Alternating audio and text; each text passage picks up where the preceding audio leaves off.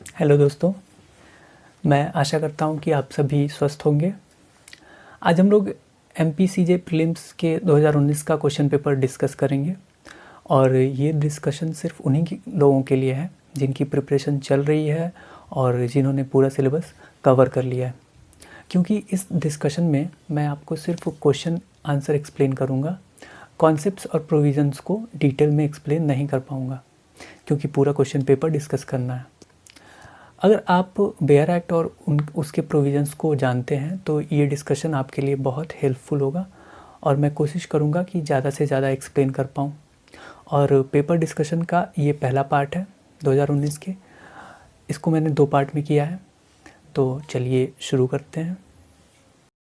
सबसे पहले एमपीसीजे प्री के पेपर का स्ट्रक्चर समझ लेते हैं कि इसमें कौन कौन से सब्जेक्ट होंगे और उन सब्जेक्ट से कितने क्वेश्चन आएंगे। तो एमपीसीजे प्री में टोटल 150 क्वेश्चन आते हैं, जिसमें से 110 लॉ से रिलेटेड होते हैं और 40 क्वेश्चन जिसमें 20 जीके से होते हैं और 10 कंप्यूटर से और 10 इंग्लिश। कॉन्स्टिट्यूशन के 10 क्वेश्चन हैं, सीपीसी के 15 क्वेश्चन, टीपीए के 7 क्वेश्चन हैं, इंडियन कॉन्ट्रैक्ट एक्ट के 8 क्वेश्चन, स्पेसिफिक रिलीफ एक्ट के 6 क्वेश्चन, लिमिटेशन एक्ट के 4, एमपी के लोकल लॉज से रिलेटेड 10 क्वेश्चन रहेंगे, एविडेंस एक्ट के 15, आईपीसी के 15, सीआरपीसी के भी 15 और निगोशिएबल से 5, और जैसा कि मैंने बताया था जीके से 20, कंप्यूटर से 10 और इंग्लिश से 10 क्वेश्चन। क्वेश्चन नंबर 1 से 10 तक कॉन्स्टिट्यूशन के क्वेश्चन है। पहला क्वेश्चन देखते हैं। Which article in the constitution of India relate to the power of the president to grant pardons etc and to suspend, remit or commute sentences in certain cases. पहला option है article 71, दूसरा option है article 72, तीसरा option है article 58 और चौथा option है article 74। तो इसमें करेक्ट आंसर है article 72। Article 71 president vice president के इलेक्शन से रिलेटेड डिस्प्यूट को कौन देखेगा, ये बताया गया इसमें। आर्टिकल 58 में प्रेसिडेंट की क्या क्वालिफिकेशंस होनी चाहिए इलेक्शन के लिए, इसके बारे में बताया गया है। और आर्टिकल 74 में बताया गया कि काउंसिल ऑफ मिनिस्टर्स प्रेसिडेंट को एडवाइस देंगे और सहायता देंगे। Question number 2, constitution of India, who decides a dispute regarding the election of the president of India. तो पहला ऑप्शन है इलेक्शन कमीशन, दूसरा ऑप्शन है चीफ जस्टिस ऑफ इंडिया, तीसरा है पार्लियामेंट, चौथा है सुप्रीम कोर्ट। तो इसमें चौथा ऑप्शन सही है, सुप्रीम कोर्ट। आर्टिकल 71 में बताया गया है कि प्रेसिडेंट और वाइस प्रेसिडेंट के इलेक्शन से रिलेटेड डिस्प्यूट्स को सुप्रीम कोर्ट देखेगा। तीसरे क्वेश्चन पे चलते हैं। By which amendment of the constitution of India provisions regarding fundamental duties were inserted. तो पहला ऑप्शन है from 26 January 1950 since the enforcement of constitution. दूसरा ऑप्शन है inserted by the constitution 42nd amendment act 1976 section 11। तीसरा option है 46th amendment of the constitution 2002 in section 4। और चौथा option है inserted by the constitution 42nd amendment act 1976 section 12। तो इसमें second option सही है, 42nd amendment act 1976 section 11। Fundamental duties 42nd amendment act 1976 द्वारा स्वर्ण सिंह कमेटी के रिकमेंडेशंस पे ऐड की गई थी। आर्टिकल 51A में फंडामेंटल ड्यूटीज़ के बारे में बताया गया। चौथे क्वेश्चन पे चलते हैं। On proclamation of emergency under article 352 the president has power to suspend the fundamental rights except the right secured by. पहला ऑप्शन है आर्टिकल 90 एंड 20, दूसरा है आर्टिकल 20 एंड 21, तीसरा है आर्टिकल 21 एंड 22 और चौथा ऑप्शन है आर्टिकल 19, 20 एंड 21। तो इसमें से सेकेंड ऑप्शन सही है, आर्टिकल 20 एंड 21। आर्टिकल 359 में बताया गया है कि प्रोक्लेमेशन ऑफ इमरजेंसी के दौरान पार्ट 3 के राइट्स सस्पेंड रहेंगे और आप इन राइट्स को इन्फोर्स कराने के लिए कोर्ट नहीं जा सकते, लेकिन इन राइट्स में आर्टिकल 20 और आर्टिकल 21 को इंक्लूड नहीं किया गया। अब क्वेश्चन नंबर 5 पे चलते हैं। When the two houses of parliament differ regarding a bill, deadlock is resolve by. पहला ऑप्शन है a joint sitting of to houses, दूसरा है द प्रेसिडेंट ऑफ इंडिया, तीसरा है the prime minister of India और चौथा है स्पेशल कमेटी। तो इसमें पहला ऑप्शन सही है, a joint sitting of to houses. Article 108 कहता है कि जब दोनों हाउस में किसी बिल पर डिफरेंट ओपिनियन रखते हैं तो प्रेसिडेंट जॉइंट सिटिंग के लिए बुलाएंगे, लेकिन ये बिल मनी बिल नहीं होना चाहिए। अब क्वेश्चन नंबर 6 पे चलते हैं। Among below which case is not related to constitutional amendment. तो इसमें पहला ऑप्शन है Shankari Prasad Singh Deo versus union of India, Sajjan Singh versus state of Rajasthan, Golaknath versus state of Punjab और Maneka Gandhi versus union of India. तो इसमें शंकरी प्रसाद वाला जो इसमें करेक्ट ऑप्शन जो है वो चौथा है, Maneka Gandhi versus union of India. Shankari Prasad वाला केस, इसमें फर्स्ट कॉन्स्टिट्यूशनल अमेंडमेंट की वैलिडिटी को चैलेंज किया गया था। सज्जन सिंह के केस में 17th कॉन्स्टिट्यूशनल अमेंडमेंट की वैलिडिटी को चैलेंज किया गया था और गोलकनाथ में 17th कॉन्स्टिट्यूशनल अमेंडमेंट को फिर से चैलेंज किया गया और शंकरी प्रसाद के केस को और सज्जन सिंह के केस को ओवर रूल कर दिया गया और कहा कि पार्लियामेंट को पार्ट 3 में अमेंड करने का कोई पावर नहीं है। मेनका गांधी के केस में सुप्रीम कोर्ट ने गोपालन केस को ओवर रूल किया था और पर्सनल लिबर्टी टर्म के स्कोप को वाइड इंटरप्रिटेशन दिया था। 7वें क्वेश्चन की तरफ चलते हैं। तो dash of the total number of members of goods and service tax council shall constitute the quorum at its meetings. तो इसमें करेक्ट ऑप्शन है, पहला ऑप्शन है 1/3, दूसरा ऑप्शन है 1/4, तीसरा ऑप्शन है हाफ और चौथा ऑप्शन है 2/3। तो इसमें सही ऑप्शन है थर्ड वाला, हाफ। आर्टिकल 279A जो 101वें अमेंडमेंट द्वारा इंसर्ट किया गया था, तो इसके 7वें क्लॉज में स्पेसिफिकली बताया गया है कि 1/2 of the total number of members of the GST council shall constitute the quorum at its meeting. Question number 8 को देखते हैं। Disqualification on ground of defection would not apply in case of merger if not less than dash of the members of the legislature party concerned have agreed to such merger। पहला option है 1/4, दूसरा है 1/3, तीसरा है half और चौथा है 2/3। तो इसमें से करेक्ट ऑप्शन है फोर्थ ऑप्शन 2/3। 10th शेड्यूल में 4th पॉइंट में ये बताया गया है। 9वां क्वेश्चन है the statement what cannot be done directly cannot be done indirectly relates to the doctrine of.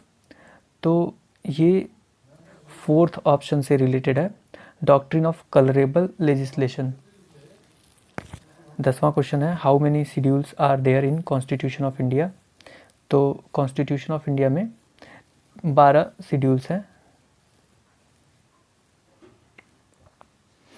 अब हम लोग CPC से रिलेटेड क्वेश्चंस को देखेंगे। तो CPC से रिलेटेड पहला क्वेश्चन है यानी 11वां क्वेश्चन है the supreme court of India has laid down the law relating to alternative dispute resolution processes and section 89 of the code of civil procedure in the case of. तो ये दूसरे option के case यानी Afcons infrastructure limited के case में supreme court ने ये ADR के लिए प्रोसेस दिया है। 12वें क्वेश्चन पे चलते हैं। An appeal under order 43 of the code of civil procedure shall lie from which of the following orders. तो पहला ऑप्शन है rule 11 of order 7. Rejecting the plaint.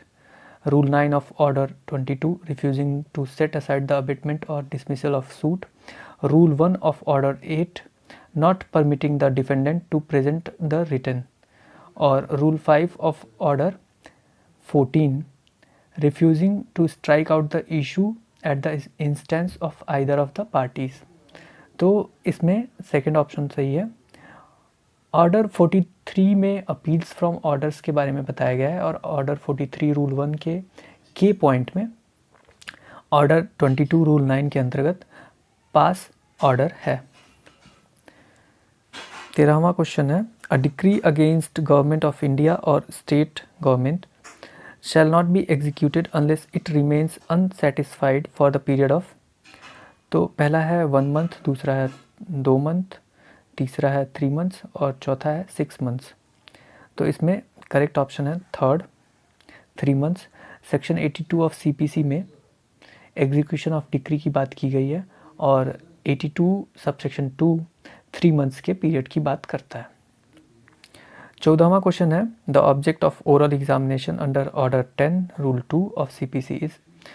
तो पहला ऑप्शन है to elucidate the matters in controversy in the suit, दूसरा है to record evidence, तीसरा है टू सिक्योर एडमिशंस और चौथा है नन ऑफ दिस।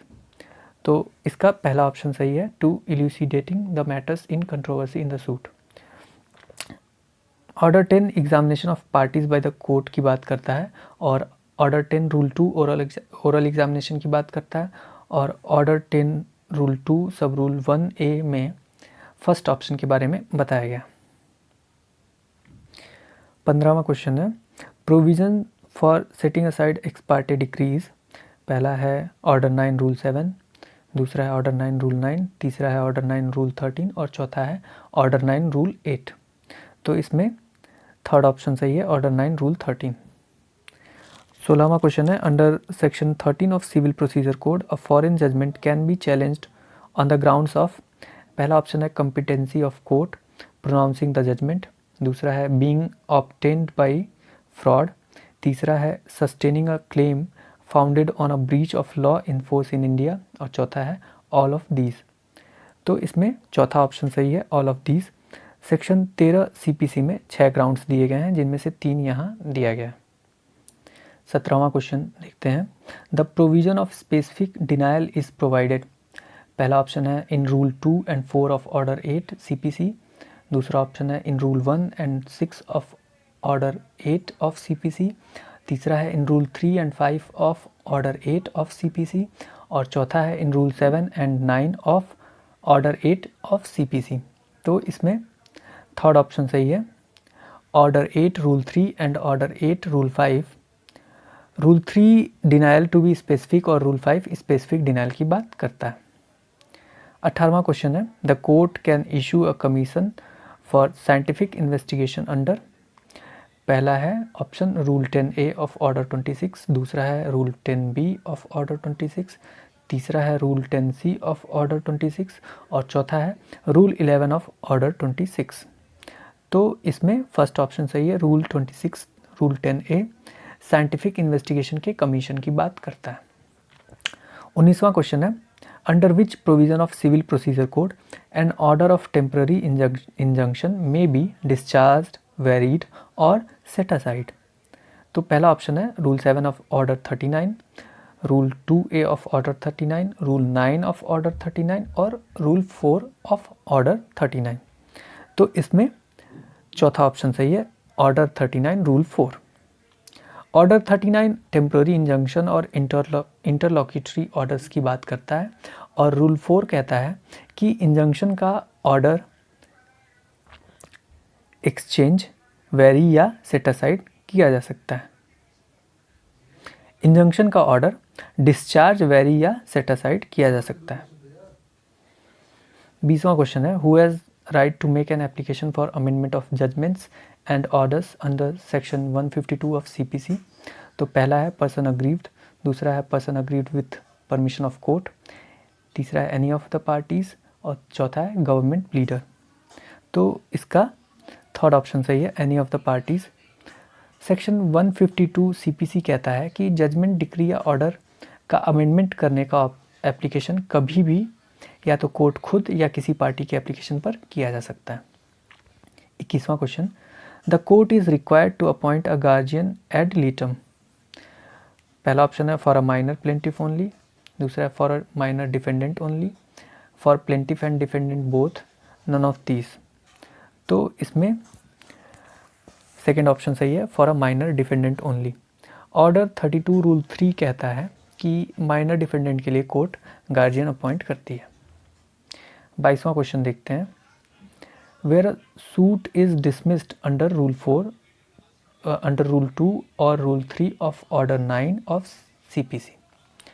पहला ऑप्शन है plaintiff is debarred from filing fresh suit, दूसरा है only remedy with the plaintiff is to seek setting aside of such order, तीसरा है the only remedy is to bring fresh suit, और चौथा है plaintiff may subject to the law of limitation bring a fresh suit और he may apply for an order to set the dismissal aside. तो इसमें fourth option सही है। Order 9 rule 2 suit dismiss हो जाएगा अगर समन सर्व नहीं हुआ तो। ऑर्डर 9 रूल 3 कहता है कि सूट डिसमिस हो जाएगा अगर कोई भी पार्टी नहीं आती है तो। और ऑर्डर 9 रूल 4 कहता है कि ऑर्डर 9 और रूल 2 और रूल 3 में डिसमिस सूट की जगह फ्रेश सूट फाइल किया जा सकता है या डिसमिसल को सेट असाइड किया जा सकता है। 23वां क्वेश्चन देख लेते हैं, at the stage of evidence council of plaintiff filed an application for adjournment which was rejected and suit was dismissed for want of evidence. Plaintiff has a remedy to file. पहला option है fresh suit, दूसरा option है first appeal, तीसरा option है application under order 9 rule 9 CPC और चौथा option है revision. तो 23rd का थर्ड ऑप्शन सही है, application under order 9 rule 9 CPC।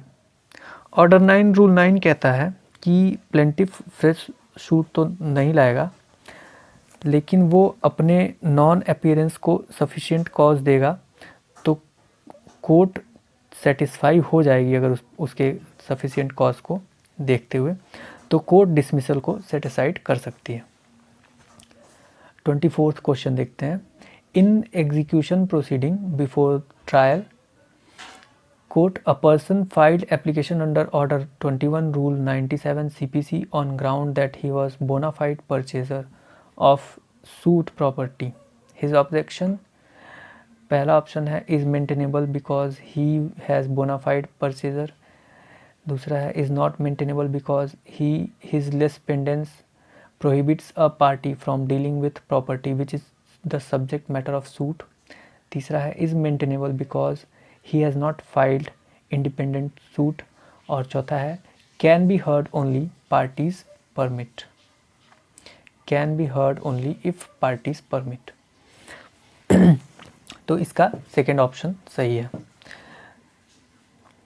25वां question देखते हैं, legal provision for restoring to a party on the modification variation or reversal of a decree what has been lost to him in execution of decree or indirect consequence of decree is, पहला option है application under section 114 CPC, application under section 115 CPC, application under section 144 CPC और appeal under section 96 CPC। तो इसमें third option सही है, section 144 CPC application for restitution की बात करता है। अब हम लोग TPA के क्वेश्चन देखेंगे। पहला क्वेश्चन है, if the tenancy of an immovable property is monthly then in order to terminate the lease of it a notice of which period shall be given. पहला है 1 मंथ, फिर 2 मंथ्स, 6 मंथ्स, 15 डेज। तो इसमें fourth option सही है 15 days. Section 106 TPA उन certain lease की duration की बात करता है जिनमें कोई कॉन्ट्रैक्ट या लोकल यूसेज नहीं होता है और सेक्शन 106 सबसेक्शन 1 15 डेज के नोटिस की बात करता है। 27th question, when two persons mutually transfer the ownership of one thing for the ownership of another, neither thing or both things being money only, the transaction is called. पहला है lease, दूसरा है mortgage, तीसरा है cell, चौथा है exchange.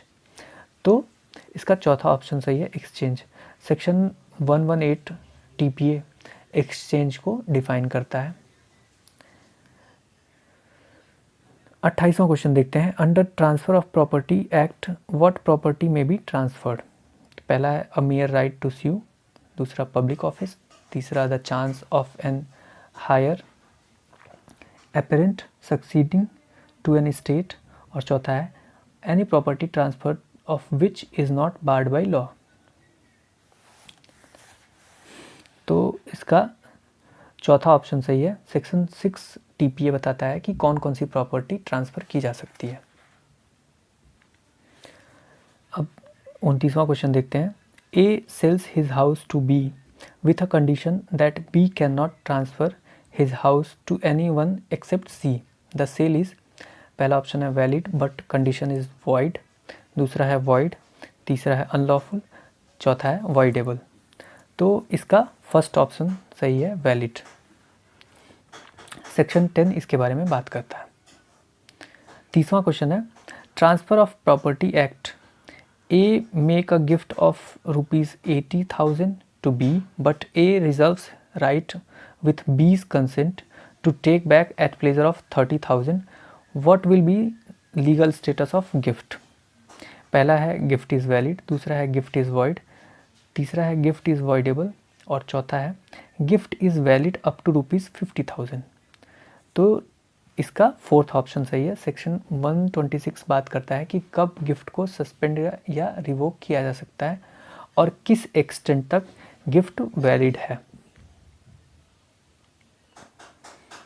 31वां question देखते हैं। Subrogation is related to which section of TPA? पहला है 54, दूसरा 54, 67, 100, 92। तो इसका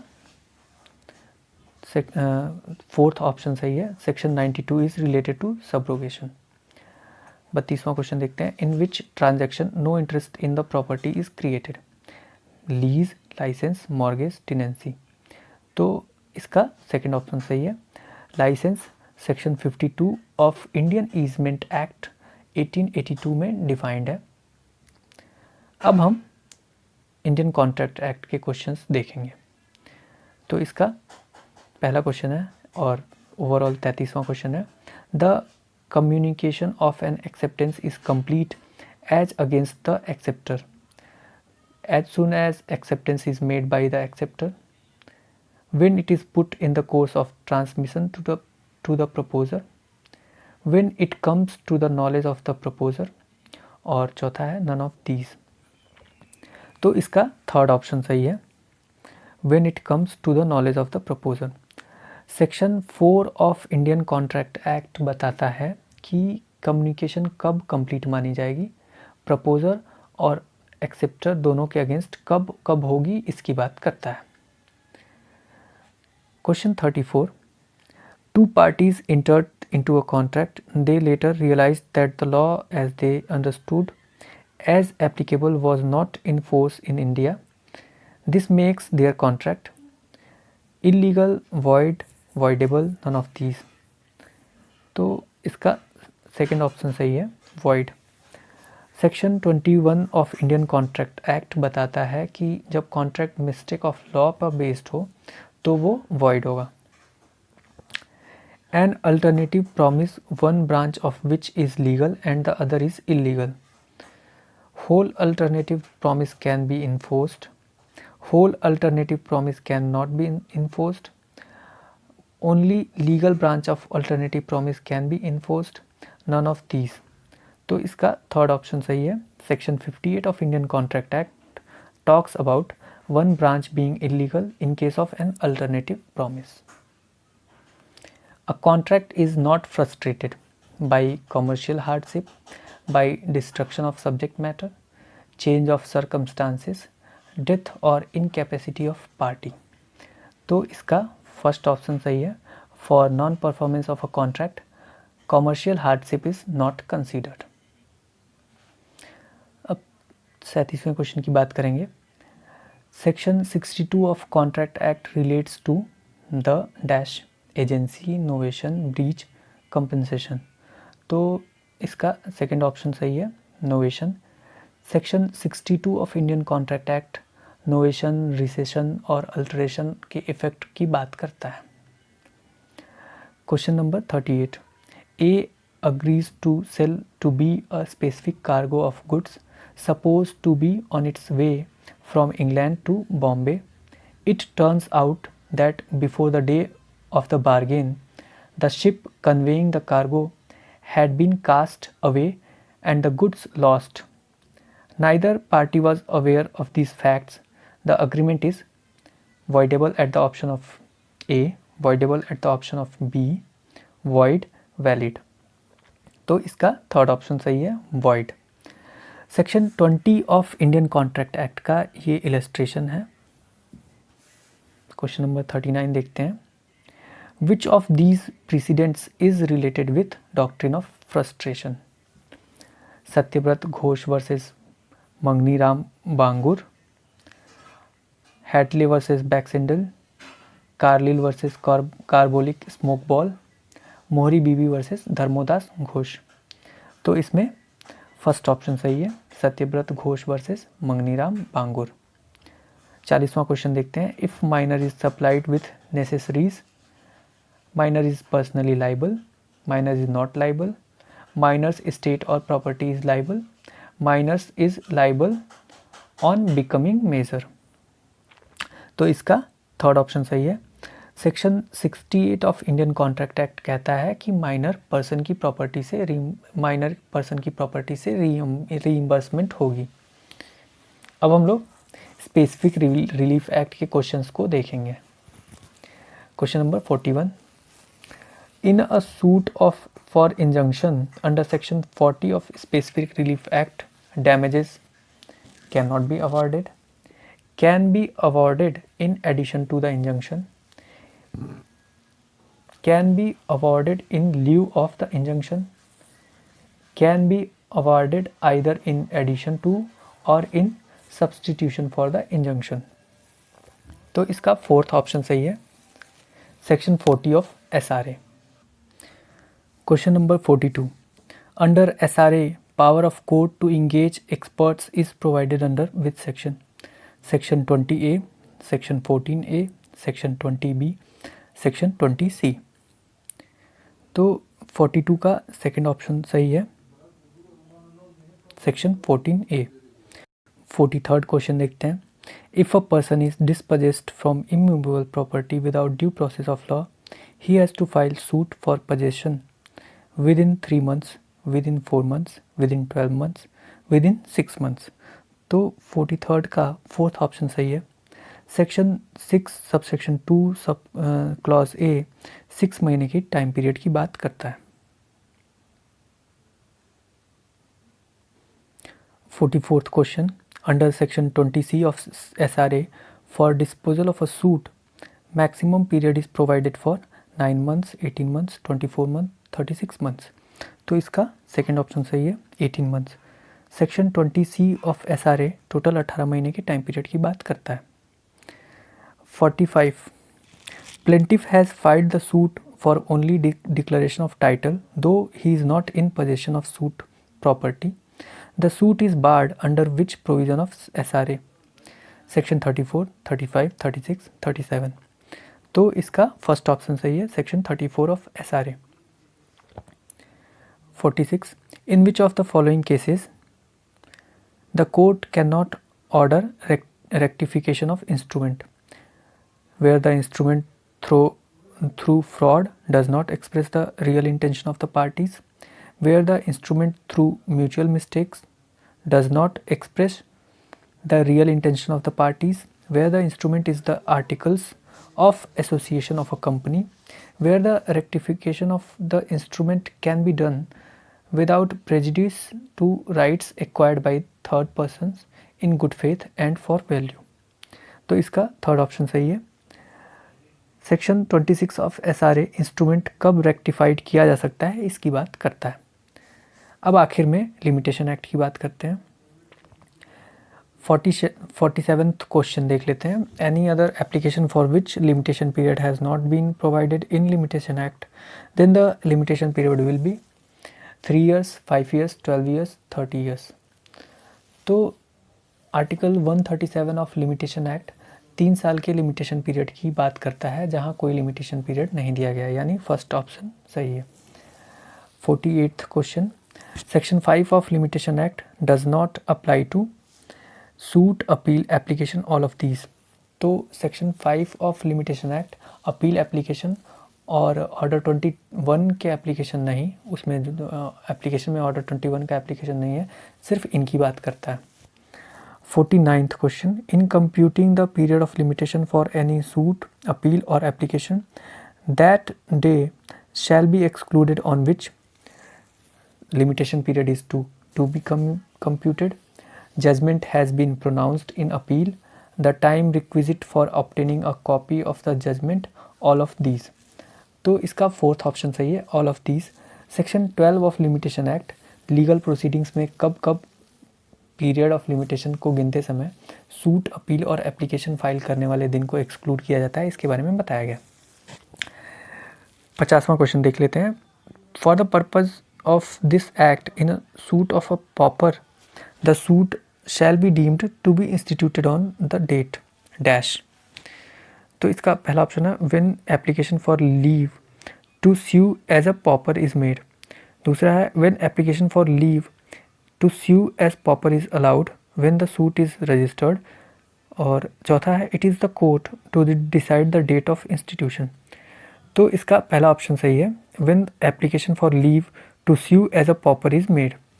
सेक्शन 3 ऑफ लिमिटेशन एक्ट का sub section 2 clause A sub clause 2 popper case की बात करता है।